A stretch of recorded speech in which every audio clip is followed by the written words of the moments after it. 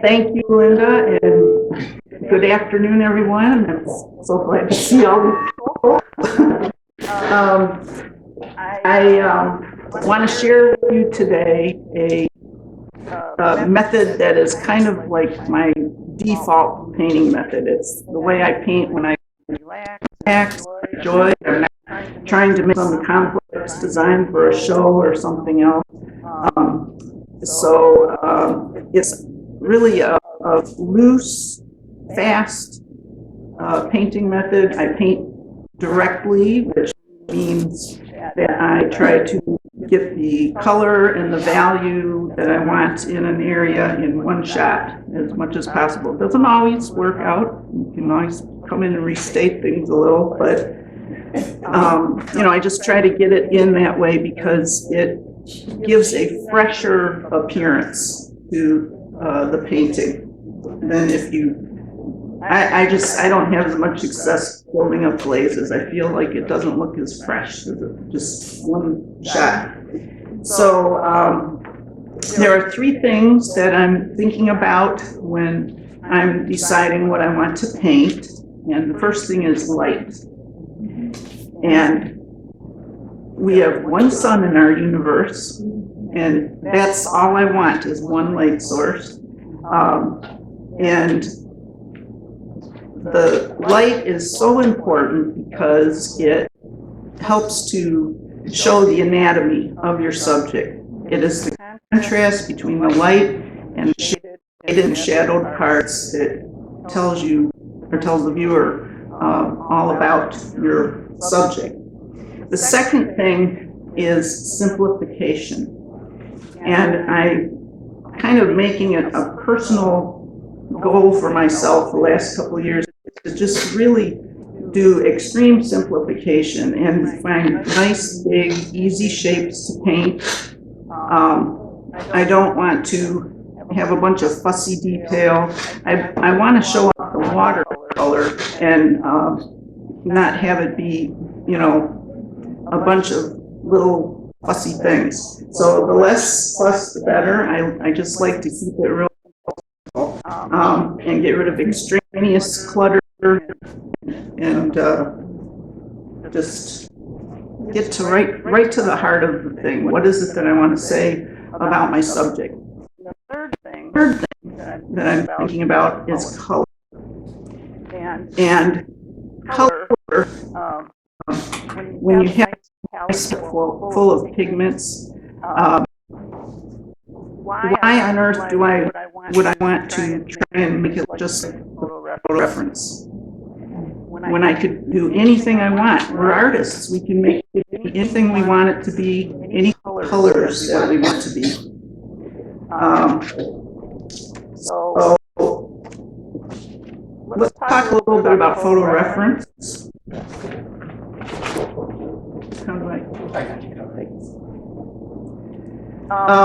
This is what I'm going to paint today, and if I look at this picture just the way it is, first of all, it meets the light category. I have a good strong light. I have nice distinct shadows. There's a cast shadow. The painting will be simplified because my drawing is going to be fairly simplified. I don't know how well you can see that, but I didn't paint or draw every feather. I don't need that much information. So just suggesting, with birds especially, the way I kind of divide that up is in sections. If I look at a bird, this white area is a section. Then there's a pinker area.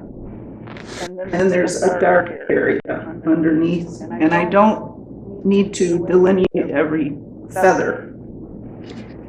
But one thing I will do is print out a black and white version of the reference photo. And this really helps solve the problem of color, because if I'm looking at this, I can envision different things. If I'm looking at this photo reference, I'm seeing pink. and the water is kind of an unspoken grayish color. The shadows look gray because that's what cameras do. They just kind of consolidate all shadows into sort of gray tones. It's not as nuanced as the human eye. So this is fine when I'm choosing my subject. I want to get rid of the color photo and just use this going forward. And this is a great way also to help see value. A lot of people ask about doing value studies, and I'm naughty. I don't always do them, but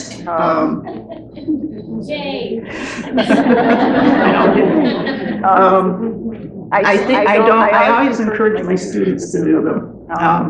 But it does, just because I'm not doing a value study every time doesn't mean I never do them. And it doesn't mean that I'm not thinking about value. So, I do occasionally do value studies, and these are kind of big. Normally I just do, but I brought these,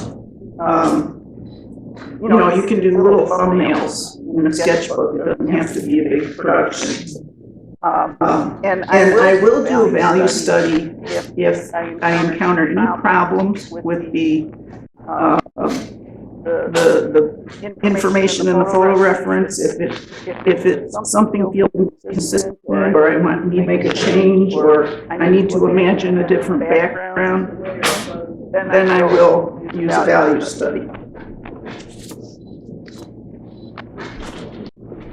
So this, I do know people who will take a black and white photo, and this can work too. Excuse me, and you can just pick out your darker values. And sometimes it's helpful to draw on your black photo where those lines are that separate the light from the dark. And when you draw it onto your paper, you also want to indicate those lines that separate the light from the dark. And I make them a little light because I don't want them to show up too much in a picture. For example, on the head, I'm drawing those shadow shapes right down into the neck. And I will know exactly where I need to go. So that takes care of value, and it takes care of simplification. Now I need to think about color. And color can be anything you want it to be. Sometimes I will purposely pick things that seem completely opposite in the palette and try and make some kind of weird combination. And if you let the paint mix on the paper, wet and wet, and don't get in there and fiddle, it can make some beautiful colors. And if they're complementary, they'll be neutralized colors.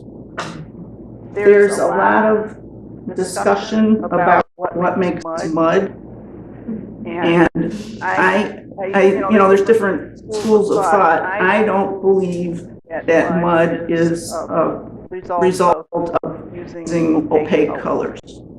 I have opaque colors in palette, and if I mix them wet and wet on the paper, if I just let the water do the job, it won't muddy.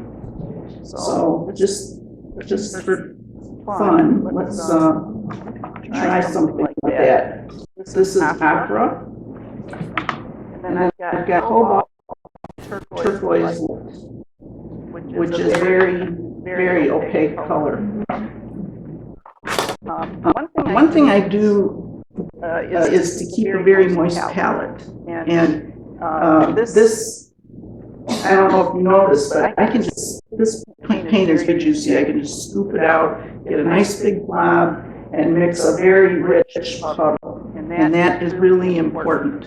If you are working from a little dried up mouse droppings. You might want to consider making a palette change and trying to work with fresher paint, because it's just so much richer. Otherwise, you can be sitting there all day trying to stir up enough color to make a decent sized puddle. So no mouse. But this is kind of my process when I'm trying to decide what colors to use. I'll just pick colors and I'll put them on the paper. And they're separate here in the palette. I'm not stirring them together in the palette. I'm letting them happen on the paper. So there's some nice opaque cobalt turquoise light mixed with opera, and it doesn't look muddy. It's just color. But you saw I only spent a half of a second putting that on there. So keeping the colors separate, having them be nice and juicy, make big juicy puddles. When you take it over to the paper, use a nice big brush and get it in quickly, and then leave it alone. That's the key.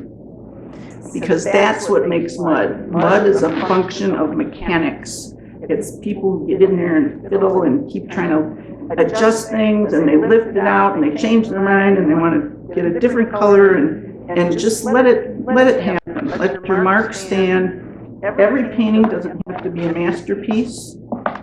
And you'll be surprised how much your viewers will accept a less than perfect painting if it looks fresh and it doesn't look like it's overworked. So that's kind of a key element. So for this particular painting with the spoonbill, I would like to have a lot of kind of warm, exciting colors. So I'm going to keep the opera, and I want to make a nice big puddle of that. Juicy. Adding water if I need to.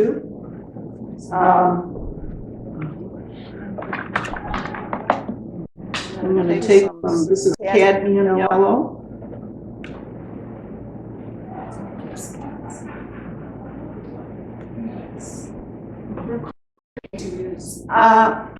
Mostly I use American Journey and Da Vinci. I have a couple colors. Not my big palette. I have a bigger palette that has more colors, but I have a couple Daniel Smith. So really, I've used Holbein. I like Holbein. I mean, I have used most all of these brands, and they're all really good paint. So I like American Journey and Da Vinci because they come in the really big tube. You get a pretty good bargain there, but by comparison. Excuse me. One question about opera, because I love it, but it's Julian. I think that's near you. Is it? Not at all. Okay. No. No, I want to hear you tell me why, because I love opera. Yeah. And I'm afraid.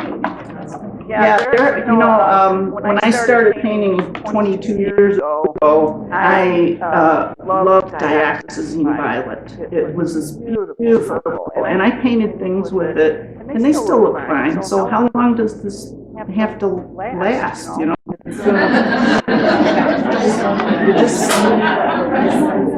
It doesn't have to be perfect forever. So let's see. I want a violet too. So I'm really not worried about that. If you keep a painting, where you're hanging it properly, not in the sunlight, things like that, it should be just fine for a very long time. And if you sell it to somebody and they hang it in the sunlight, that's their problem. I'm also going to put a little bit of quinacridone burnt orange. I'll need that later for some darks. So this is tricky because I'm used to painting standing up. At home I have our studio, I have my table about this high. I have it up on bed risers so that I can have it at a comfortable distance, because if I sit down, then I end up hunched over with my brush in a third grade math test death grip. And it's all right up in my face, and you can't see the forest for the tree. So I'll try bending over here. What should you find it? So it's violet and blue. That was cerulean blue, and that's Janet Violet Rose. Oh, okay. And that was quinacridone burnt orange. Oh, thank you. So, I got this big brush at the trade show this morning, so I'm going to take it for a test drive. See how that works. So I start by painting the darks first, the shady side. See how this goes.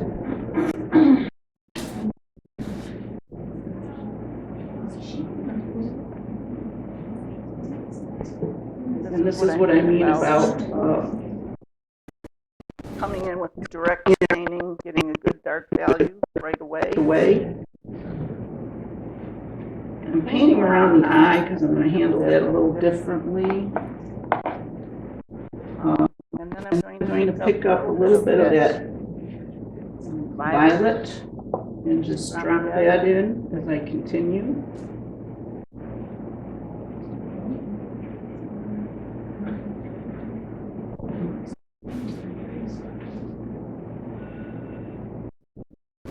So every time I pick up some new paint, I can pick up a different color.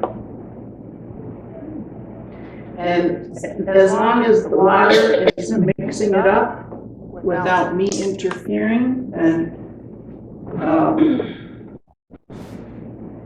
it'll look not muddy.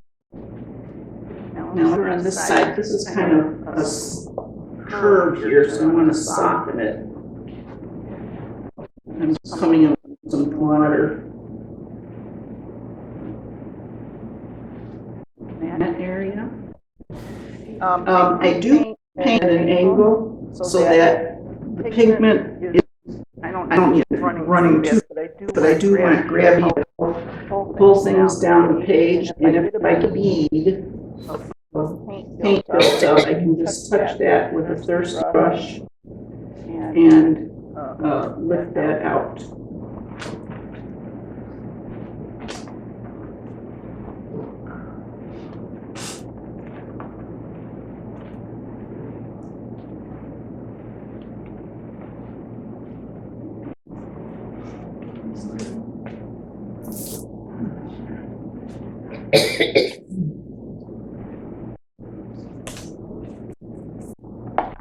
Tell us about your brush. Well, we're just making friends. I just got it. This is a Princeton oval wash. It's 1 inch. I like big brushes, and I cannot lie. If you don't know ACDC, never mind. And this is a favorite of mine. This is 1 inch angle, and all of my brushes are big. I have big rounds. This is a 22 and an 18. I don't go to a smaller brush unless I absolutely have to. What fiber? Pardon me? Fiber. Oh, it's all synthetic. Yeah, I don't use I just use synthetic. There's so many nice synthetics out there now. What makes you also choose When I have to sign my name. Really, honestly, I don't have to go too small for anything, because this is a 16 round with a really sharp point. I can put in eyeballs and little things like that very easily with something like that. So I'm bringing some cadmium yellow in here.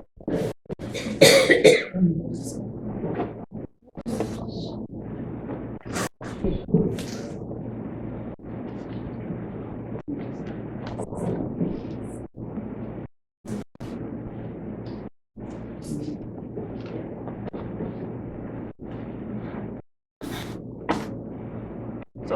the yellow's hitting the opera there and making a beautiful orange color.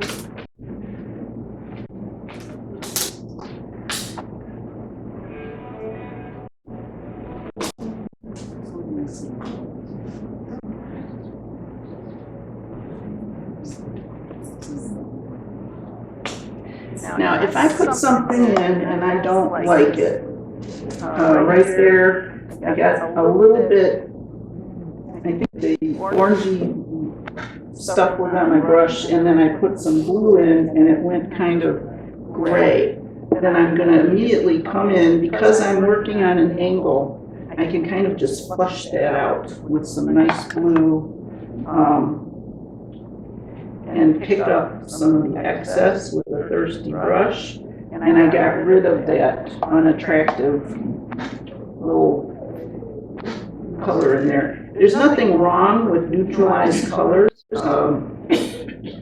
I think they're beautiful, and you know, sometimes that's what you want. If you look at the rhino here, that painting was done with raw sienna, quinacridone burnt orange, phthalo turquoise, and magenta. So you're going to get some neutral things when you have earth tone. And if you know, mixing something like phthalo turquoise with quinacridone burnt orange gives beautiful dark green. It's a very earthy green.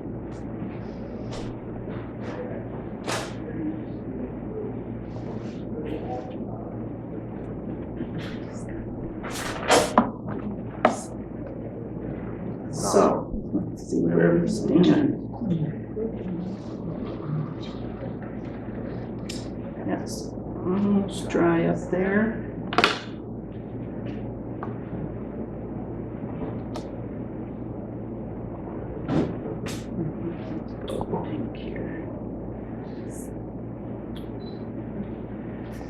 But you'll notice that I'm moving across and I'm not going back into any area.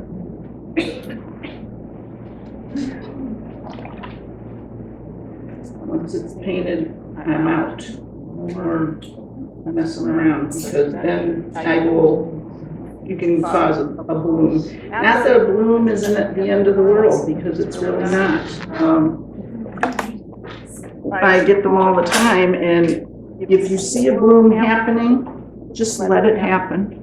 Let everything dry, and then you can come back in later and use, I like using an angled brush. I have a small angled brush that I use to smooth and lift things.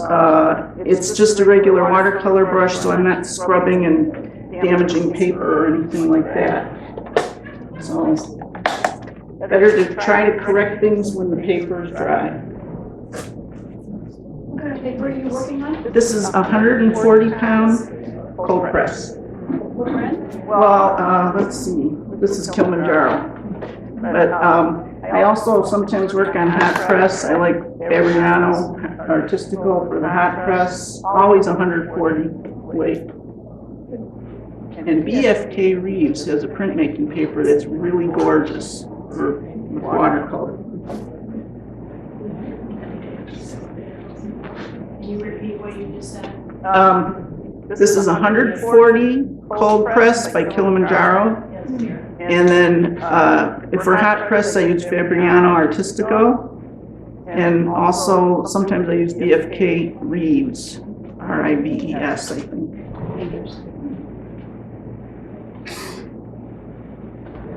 So I'm coming into this eye area and letting the blue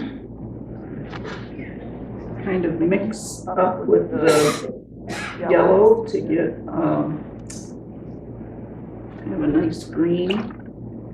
I don't know if you can tell how juicy this actually is, but I'm just kind of directing the,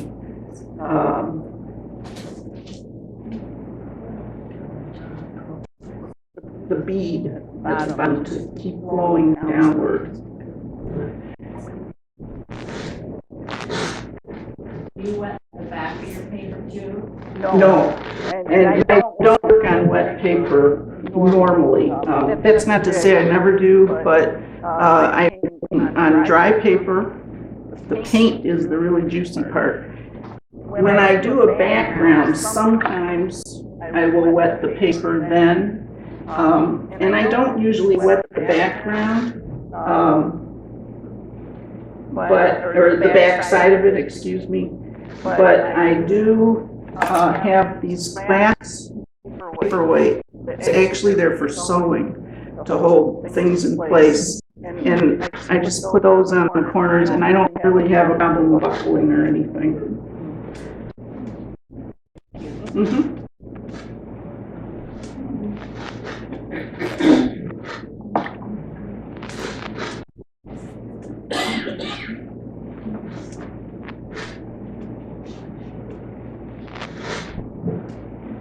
The thing about this is I've painted this particular bird before, but it comes out different every time because colors go in different places and just you never know quite how it's going to turn out. I'll put a little bit of the quinacridone burnt orange in the bills.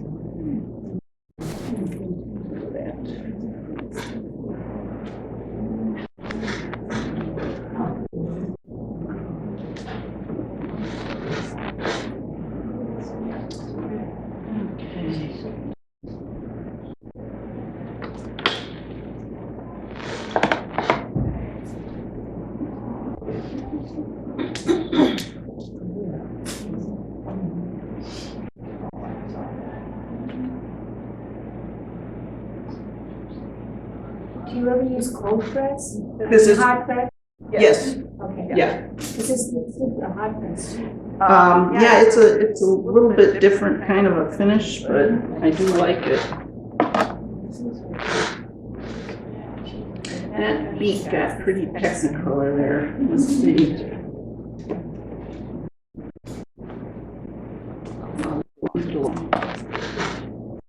Whatever happens, happens. So these are some. Now, I'm not painting every feather, but what I am doing is finding darks in between different groups of feathers. It's going to go there, it's too wet.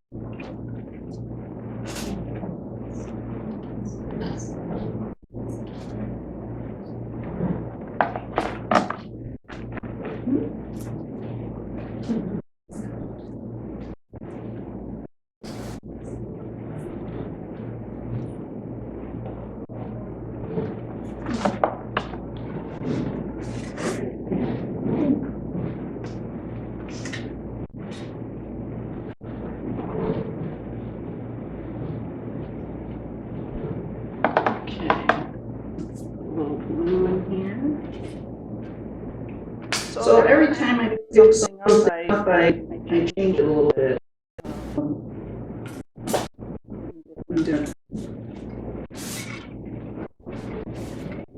Colors around there.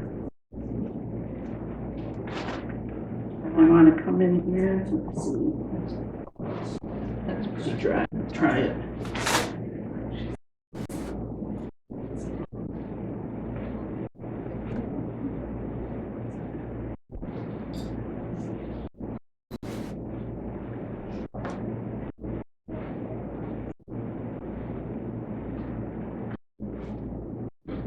Most of this is going to go in directly here.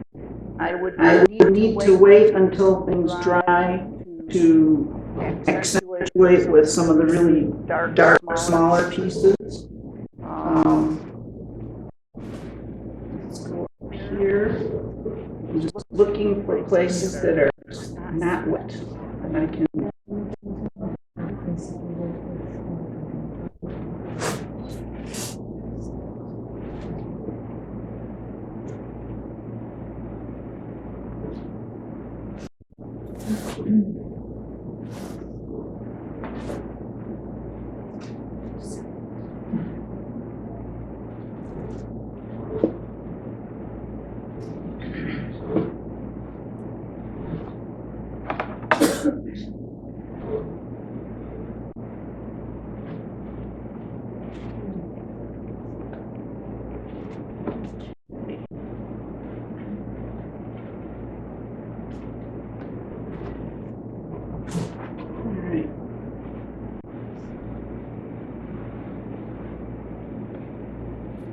And I'm just suggesting where feathers separate.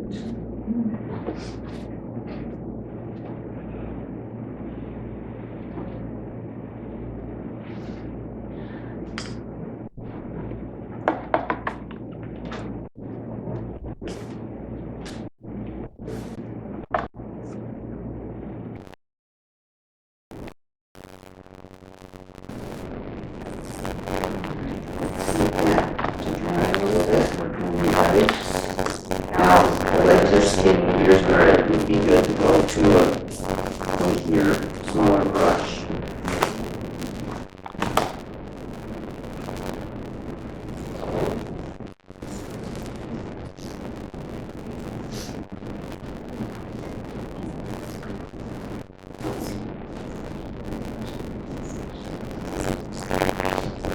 Start out with an opera, introducing some people or connecting with our orange.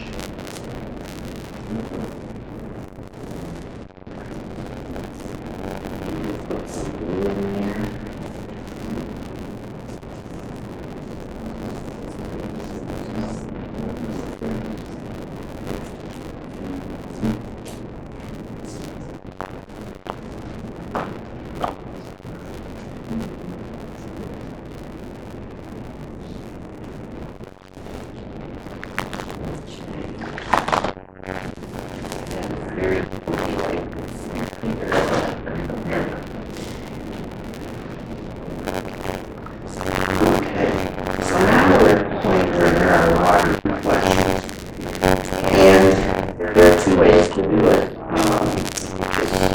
If you want really distinct reflections, I know sometimes paintings first, but I think softer would be better in this case, because the birds may detail. So I'm going to brush with some blue paint for Suzanne.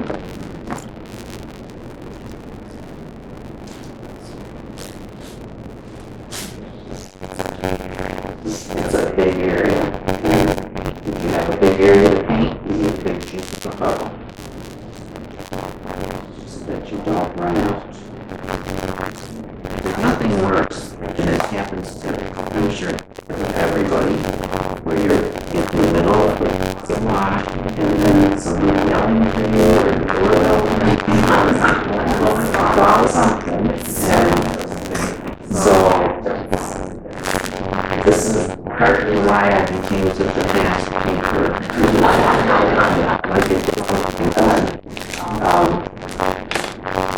But I also, if something happens and you're in the middle of a big wash, just quickly grab water and leave it out so it becomes a nice big light area.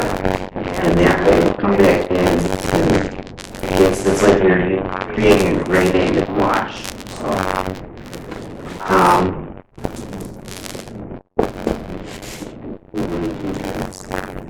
So let's start with the sky.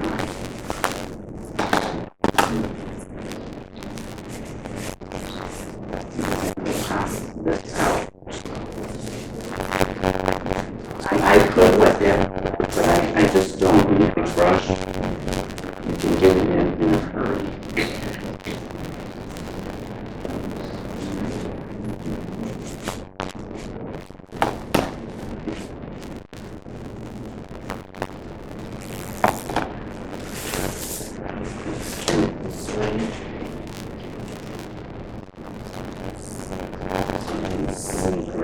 to the edge.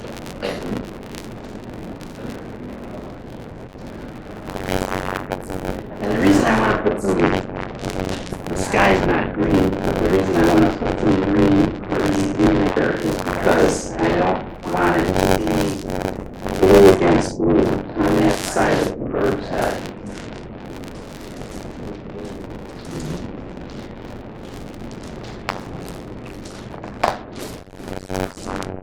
I just want to soften this out somewhat.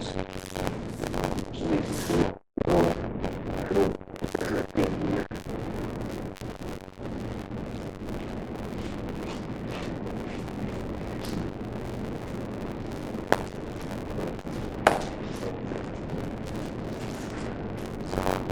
So you see I'm just softening it right out to nothing there. And then I can continue on over here. And I can also drop violet in there if I want. Not put violet in there where the green paint. If I don't get in there and stir it up, it'll be fine. If I get in there and try and make that the perfect stroke, then I'll get one. Because I'm mixing compliments and messing around. Okay, just with the compliment, it's not always a bad thing, but I kind of want this guy to be pretty great, so. This is the dark side, this is the darker side of the bird. And a little bit of green in here.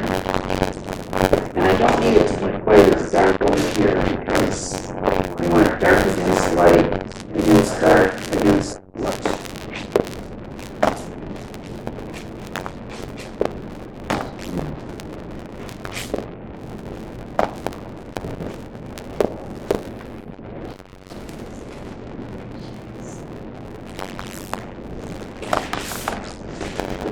Just take a little bit of this paint off so it doesn't run back down.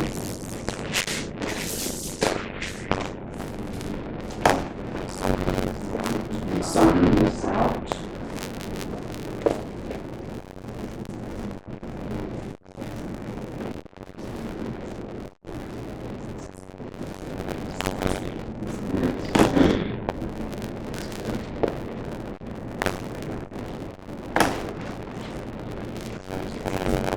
So let's bring in a little more color under here.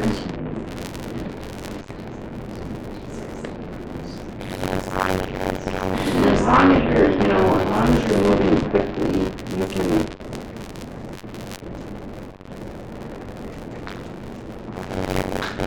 normally I let things dry a little more, so some of the legs kind of running, it's not being rolled. So that's starting with that there, and now I'm going to put it in the water.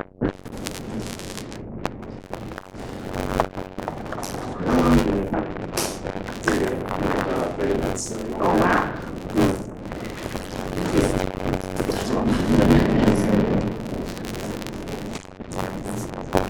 Sorry, I'll go 20 minutes better.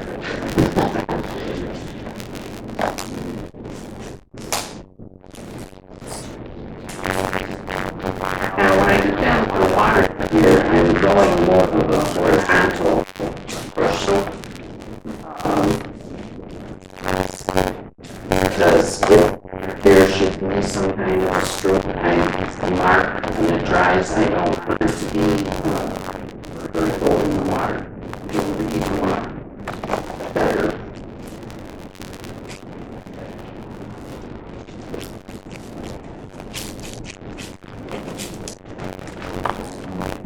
And just like I know what the colors are here, I want to reflect those down here. And this is where having a little bit of the green in the water will go well. It's red because the reflections are always a little bit duller than the actual thing. So I'm just giving it a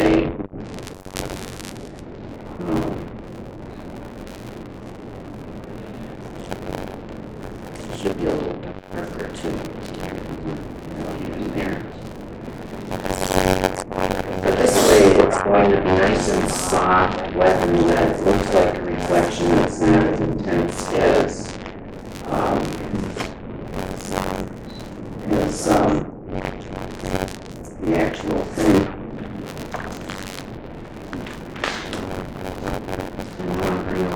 this connector or orange. Get a little thicker. The blade is running because I want it to.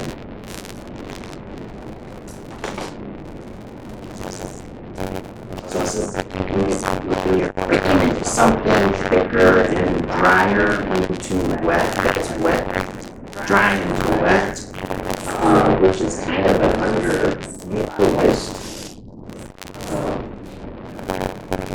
way of putting watercolor on paper. You can do wet and wet, wet on dry, dry on dry, and then dry into wet.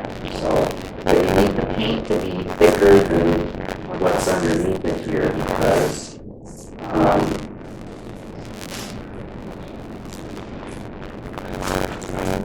you want it to not move too much, just kind of end up being soft looking. Okay, so now I need to bring in a few more. I need to kill some of the white to really make it happen here. And so I'm going to come in with a lighter value on some of these feathers.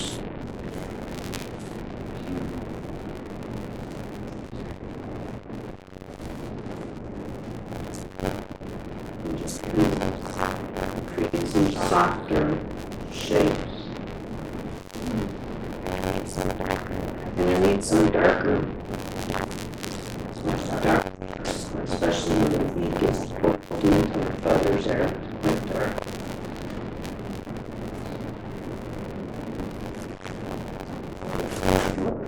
Went through.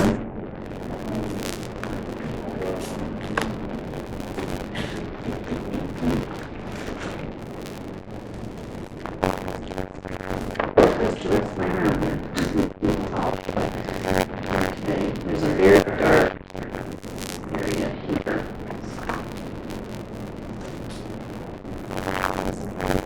Now is the kind of pointy brush. I'm trying to put in those small dark values.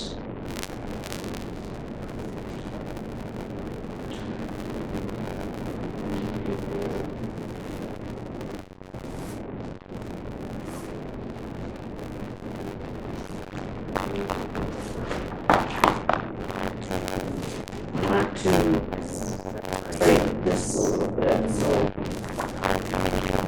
if I'm coming in where I want to add something that I need to strengthen, I want to put warm on warm or cool on cool. So there was pink under here, and that means I pink violet over those areas.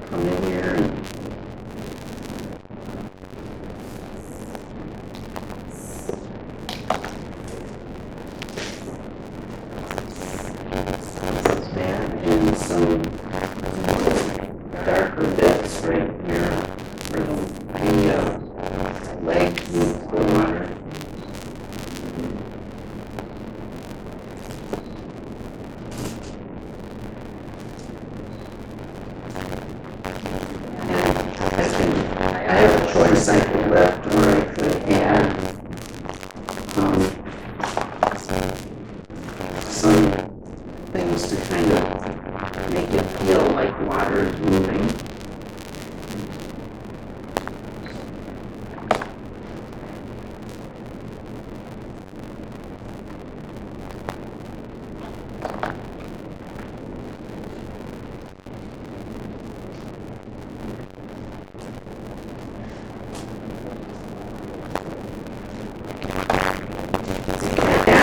You can see how much that's lightening up.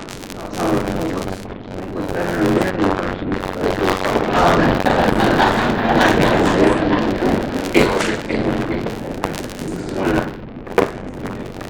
put some pops of color in there.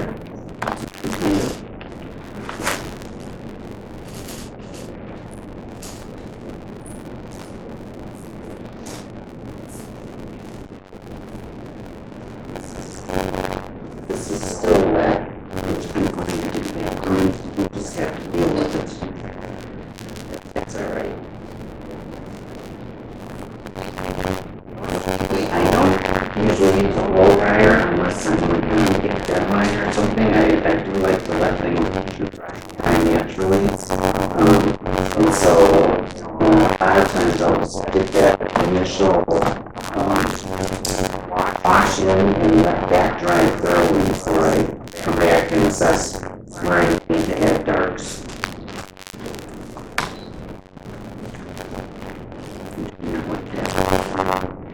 So, the horizon line is a possibility. One more here first.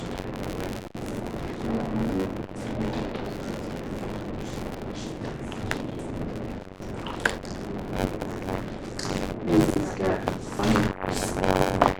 on the bill here.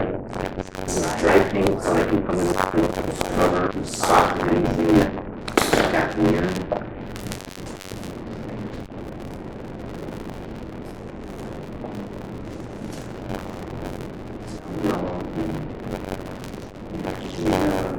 Half shadow.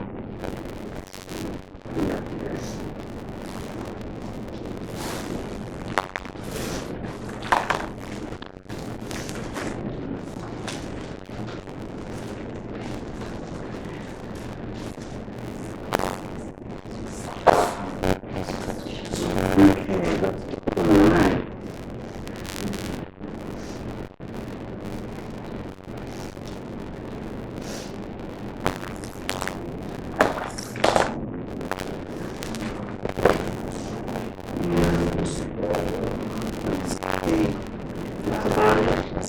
I don't want it. This is the point where you can be in a truck. You just keep going and going. It's still at 10 minutes or something. We don't need to stop. It is very important. It's better to stop before you think you to. The only thing I could think of to do else is to create a horizon line back there. One way I like to do that, two ways to do it. This is all dry English. So I can come in with some of this just green and just create a very subtle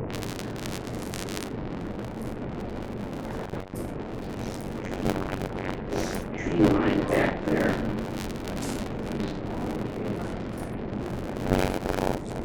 Mangroves or something.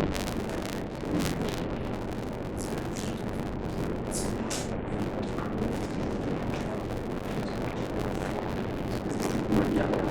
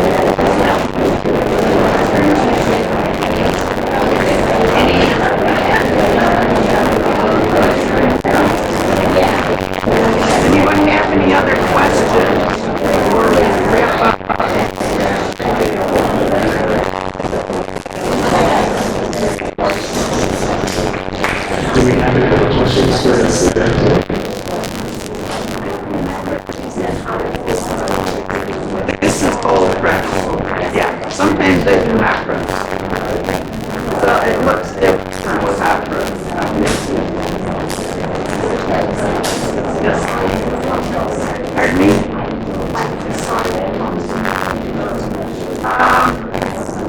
Well, it's, when I make swatches before I start painting, and I just try different things, and, you know, I'm talking about everything, but I try to take the 3 to 5 colors. I don't need the whole palette, I just need enough to get the variety, and then you can, like I had to put in your orange to get some dark, help get some dark